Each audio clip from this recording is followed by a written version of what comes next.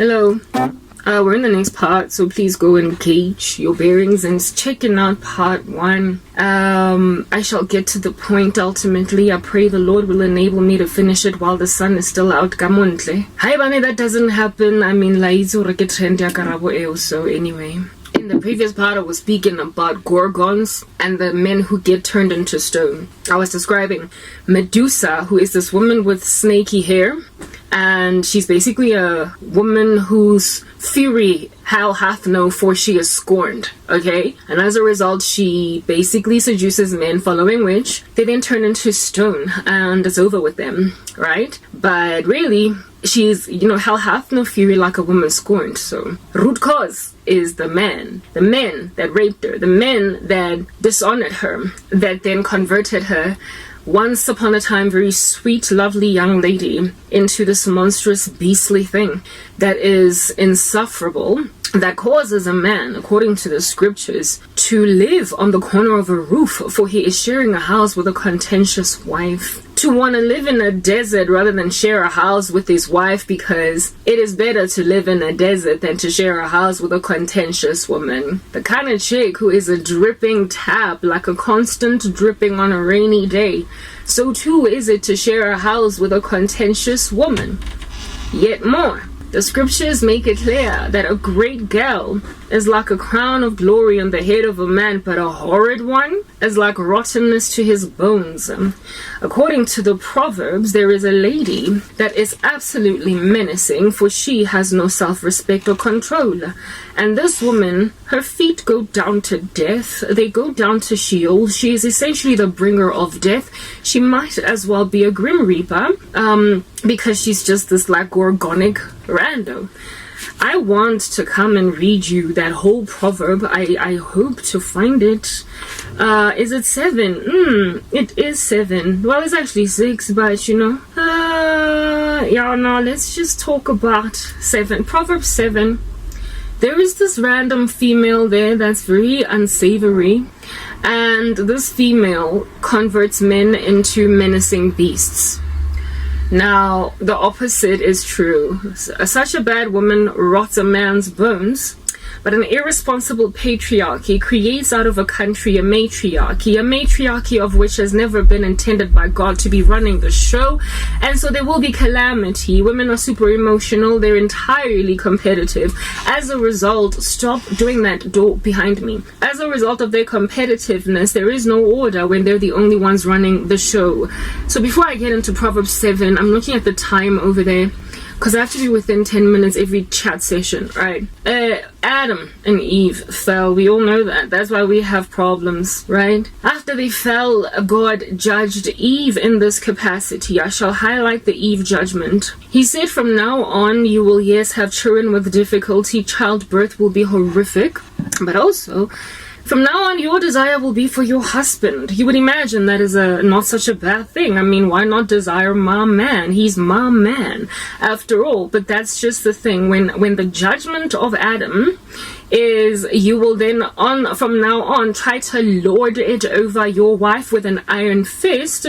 We are dealing with a dude who is a psychological manipulator, a reverse psychology, a gaslighter of the woman, who refuses to give her affection, to deal with her.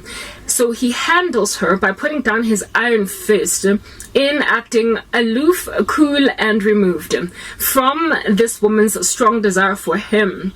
The end result is a woman who is unloved. It is written in the Proverbs that the earth cannot bear up under an unloved woman who gets married.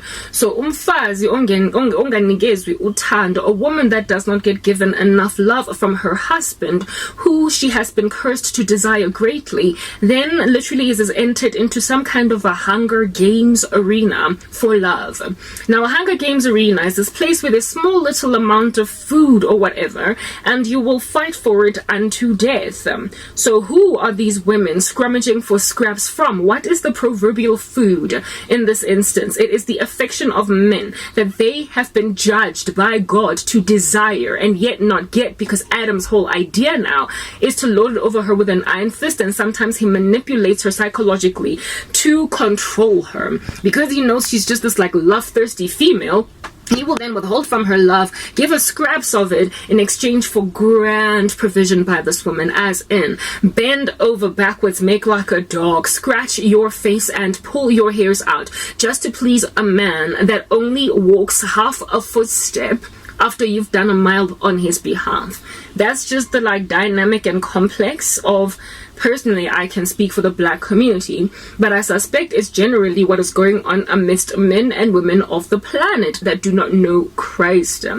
There is this overexertion of energy and effort by women in relationships with little to no similar input by men, and they just kind of stand there while women grovel at their feet. And when these guys feel like, oh, I've got needs, these guys who are unfortunately indwelt by spirits of misogyny and chauvinism, and I just want to run it all and run them all because I'm a megalomaniac, these guys then, when they want their needs fulfilled, because at the end of the day, God made Eve for Adam because the dude needed her, that's when they then give you just a little bit of niceness. Following which this woman then feels like, he gave me niceness, and so she ends up licking him, salivating at him, eating him kaspiti, when you are famished and then somebody drops food on your table, how you eat like kaspita paraffin. Yeah, they eat like that. Mara motho teng o go file like borotho ba skokotwane no gale boleng dry.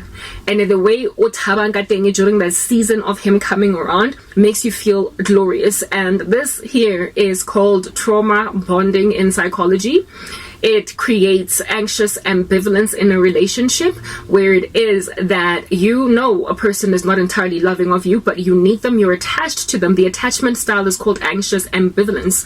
You are attached to them, but you are ambivalent about them, so you're always upset that they're not giving you what you need. However, when they rock up in the room and they give you what you need, you are happy that they're there, even though you are upset that they initially were not there.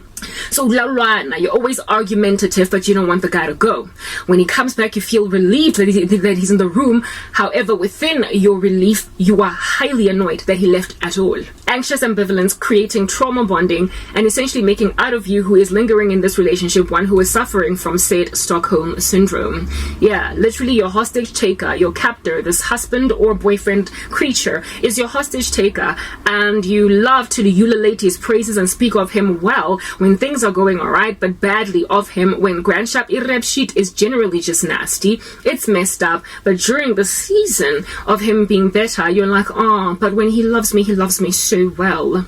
I will give you 2 songs actually in the entertainment industry that are of a secular nature that speak of this pandemonious pandemic, because it is frankly just that, a pandemonious pandemic. Mara dipina tsa teng re tla kena go tsona before re bala Proverbs 7 in the next part. I'm feeling a little bit distracted, so see you in the next part.